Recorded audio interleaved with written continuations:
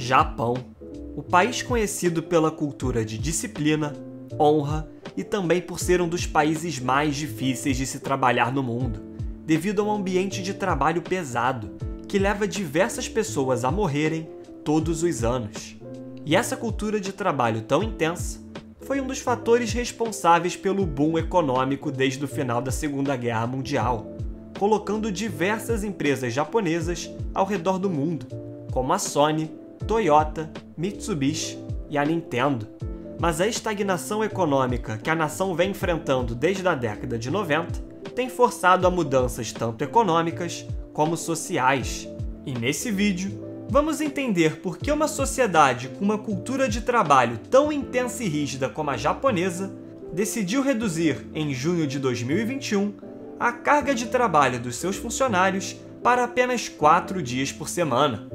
Até meados do século XIX, o Japão era isolado do resto do mundo, pois acreditava-se que os valores ocidentais eram uma ameaça à estabilidade e à cultura japonesa. Isso veio a mudar em 1869, com a Restauração Meiji, em que o Estado centralizado financiou grandes conglomerados, comprando a tecnologia e máquinas de países ocidentais, visando a modernização e a industrialização. E essas empresas industriais eram de pequenos grupos familiares, que ficariam conhecidos como Zaibatsu, sendo a mais notória delas a Mitsubishi. Tais companhias ajudaram na rápida industrialização que o país passou no início do século XX, e com isso, em um território tão montanhoso, propenso a desastres naturais e relativamente escasso em recursos naturais, ficou evidente a necessidade de expandir seu território, nos moldes das nações imperialistas ocidentais. E assim, o Japão entrou em um processo de forte militarização, dominando boa parte do Sudeste Asiático e sendo um dos protagonistas da Segunda Guerra Mundial. E após o fim da guerra, com o país destruído depois de 2 bombas atômicas, perdas de território e a completa destruição da infraestrutura atingida anteriormente, iniciou-se um processo de mudança no Japão, com a ajuda financeira e política do seu antigo inimigo, Estados Unidos, que sabia a importância de ter um aliado estratégico na Ásia, além de evitar o comunismo e o ressurgimento de políticas agressivas pré-guerra. E essa ajuda foi fundamental para o processo de recuperação da economia japonesa, pois nesse processo houve uma alta transferência de tecnologia ocidental, somada ao desvalorizado iene japonês, a educação de alta qualidade e o modelo de organização agora chamado de Keiretsu, basicamente uma integração entre diferentes empresas para reduzir os custos e aumentar a qualidade da produção. E esses fatores foram a base para o boom econômico que ocorreu após a Segunda Guerra, obtendo crescimentos com uma rápida industrialização que transformaram o país em um polo tecnológico, com o surgimento de diversas empresas no cenário mundial.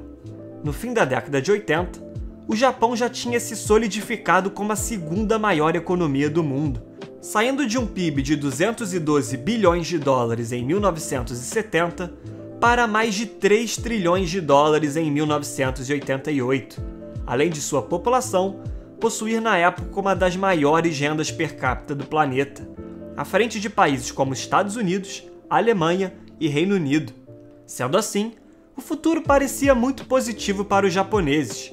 Porém, a crise econômica que o país entraria a partir dos anos 90, que ficou conhecida como a década perdida devido à bolha financeira e imobiliária, afetou a economia de tal maneira que levou ao Japão mais de 13 anos para voltar ao mesmo nível de antes. Para entender o impacto dessa crise, o país, que antes atingia crescimentos superiores a 10% ao ano, entre 1991 e 2010, cresceu em média apenas 1% ao ano. Em 1989, das 50 empresas mais valiosas em valor de mercado, 32 eram japonesas. E atualmente, apenas a Toyota se encontra no top 50. E esses dados evidenciam a estagnação completa que a economia japonesa mergulhou, levando ao aumento de gastos governamentais para reaquecer a economia e financiar o bem-estar social, o que tem feito a dívida pública crescer a níveis estratosféricos, se encontrando hoje em 266% do PIB, sendo a maior dívida em relação ao PIB do mundo. E todo esse processo de desenvolvimento e estagnação tem as suas peculiaridades, pois a transição de uma sociedade feudal para a modernidade não apagou algumas tradições da sociedade japonesa, como a ideia de obrigação com os seus superiores, acima de tudo, com o imperador. E esse fator foi muito importante para moldar a sociedade japonesa moderna com fortes características de disciplina, produtividade e o pensamento coletivo acima do individual.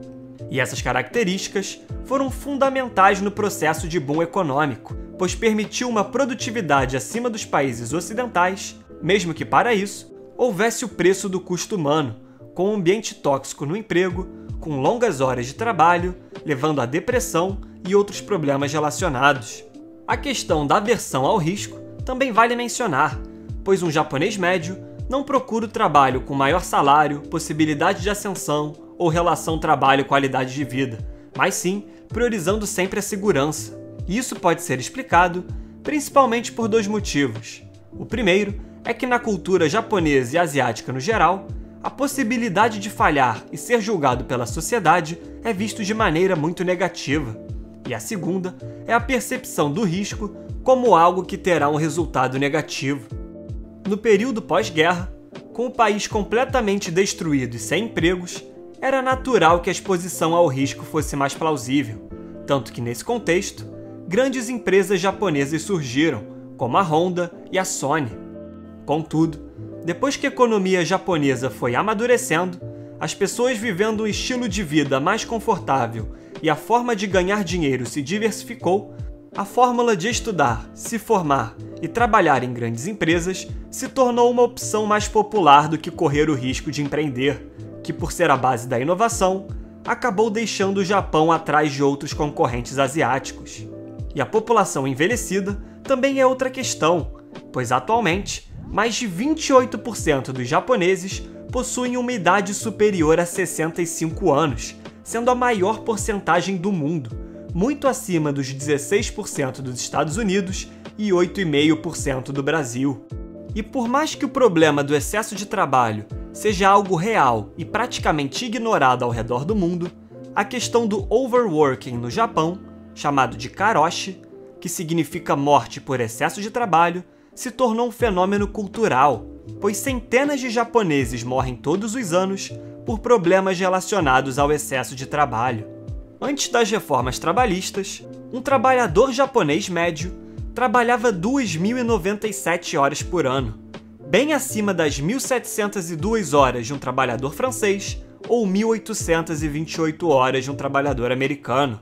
E essas horas são muito potencializadas pela prática de horas extras, com o governo japonês apurando em 2016 que 25% das empresas japonesas demandavam 80 horas extras ao mês para um trabalhador sem pagar por isso.